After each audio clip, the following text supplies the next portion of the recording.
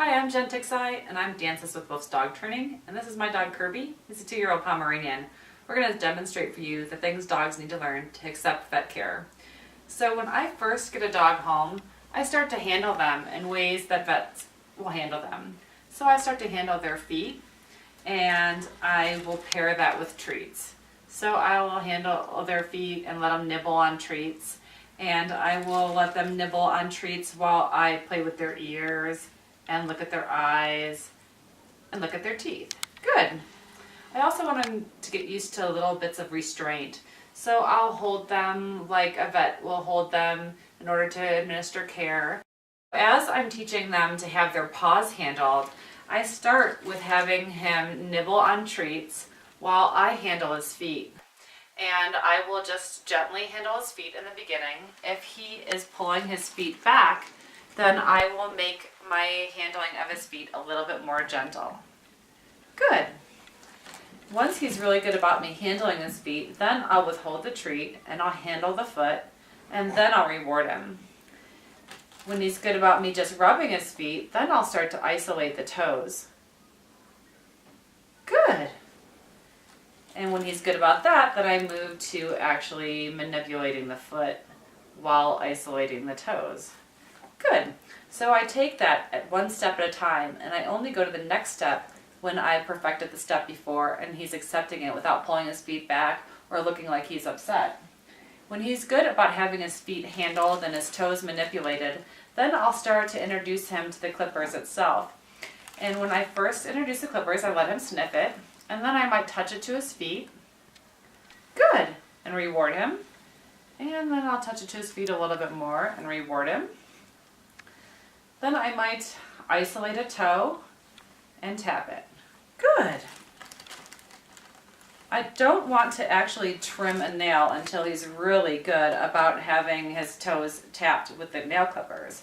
When I do finally clip a nail, which might be a couple weeks down the road, I will take one toe and I will trim it, clip, and then I'll reward him.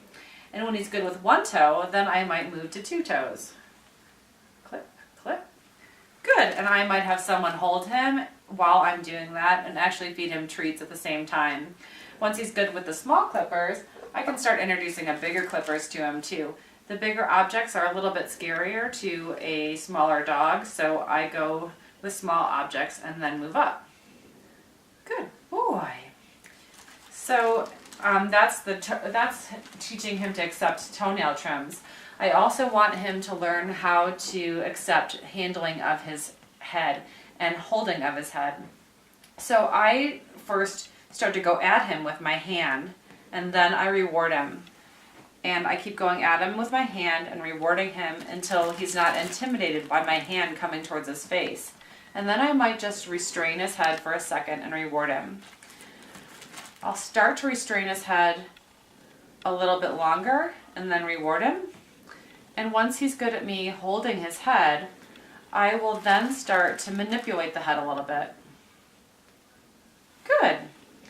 And I want to stay at that intensity and at that behavior until he's really accepting that. Good. Once he accepts me holding his head, I will start adding opening the eye, opening the mouth, and the ears. And I might do just one at a time. So I might go ears. Good. Eyes. Good. Mouth. Good. So I also get them used to having their head just held up and held there for some duration, or having their head moved down and then some duration on that too. That's a good boy. Once he's good about having his head handled, I want to start introducing the things that they will do to his head at a vet clinic. So I'll start with, let's say, eye drops. And when I'm going to use eye drops, I will start coming at his eye with the eyedropper. Good. But I won't come anywhere near his eye at first, because having this come at him can be really intimidating to him. So I hold his eye open and I come at him, and on each duration I come a little bit closer. once I could go as close as I wanted to with the eyedropper, then I would start adding some time to having it held close. Good.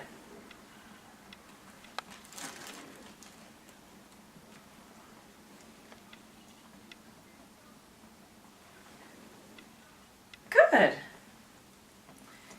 And then when it comes to eardrops, I want to start with small bottles and move up on the size of the bottle. Because he's a small dog, if I start coming at him with this large bottle, I'm going to intimidate him. So I start with small bottles and work up on the size. So I will hold his head and pull the ear back and then start coming at him. Again, I'm going to stay kind of far away from his ear and I'm going to move closer on the duration. Good.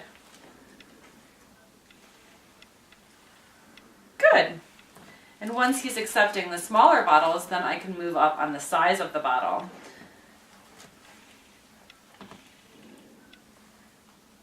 Good.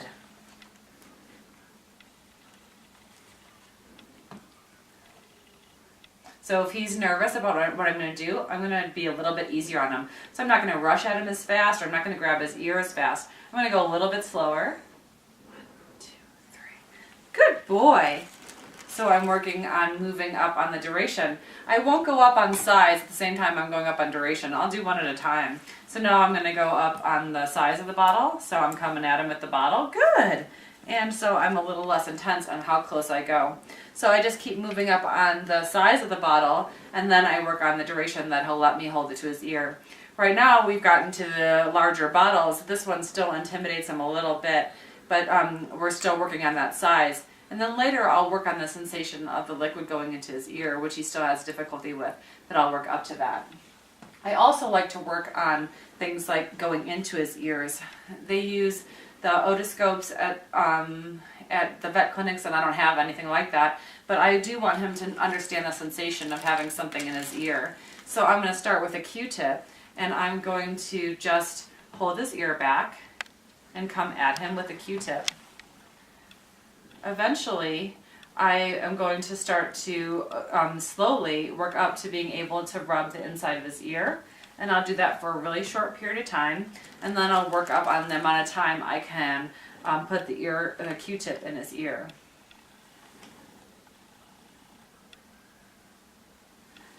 Good. I also like to work on things like blood draws. And with the blood draws, he needs to learn to have his head restrained. You got it?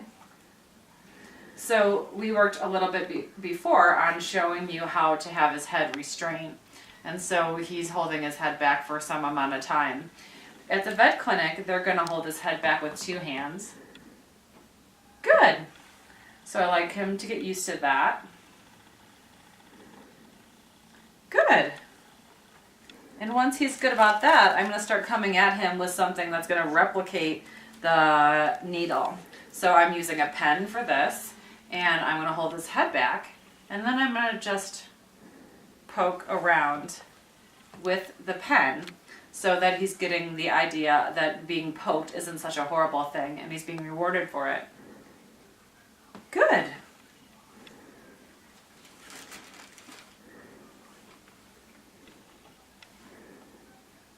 Good boy. So that gets him used to the idea of having the blood drawn. I'm also going to introduce him to different pieces of equipment. So this is a stethoscope, and I'm going to first introduce it by letting him smell it. And then I'm going to start having him learn to have it come at him. Good. And I might have him lick the treat or chew on the treat as I'm first coming at it with him. Good. And then once he's pretty good about it coming at him, I'll hold it to him a little bit longer and then reward him.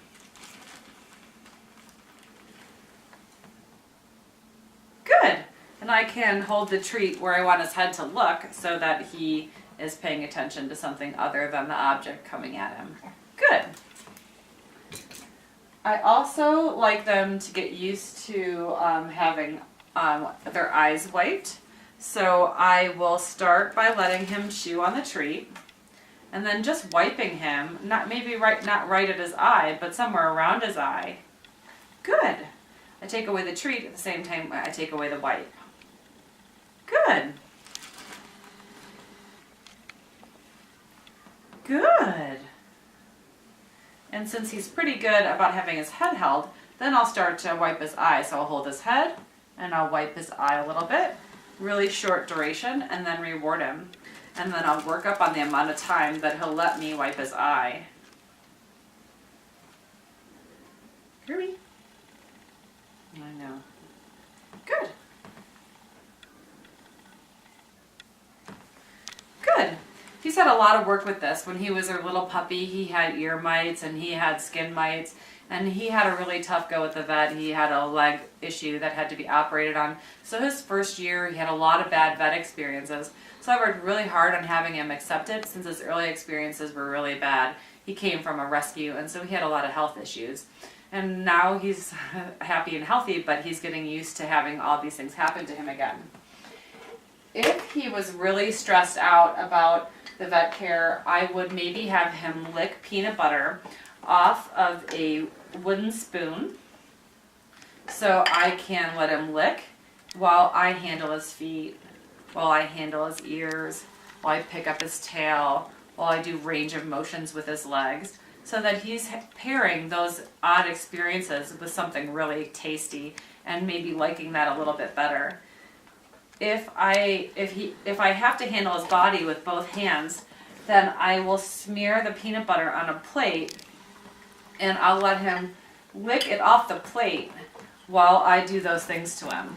So I can do the range of motions, I can do the ears, I can trim the nails, all while he's licking the peanut butter off the plate. I also want to get him used to the sounds of a vet clinic. And I don't have our regular clippers for dogs, but I have this beard trimmer. And so I want to get him used to the sound of a beard trimmer. And so I would start with it a distance away from him while he's licking the peanut butter off the plate and get him used to that sound.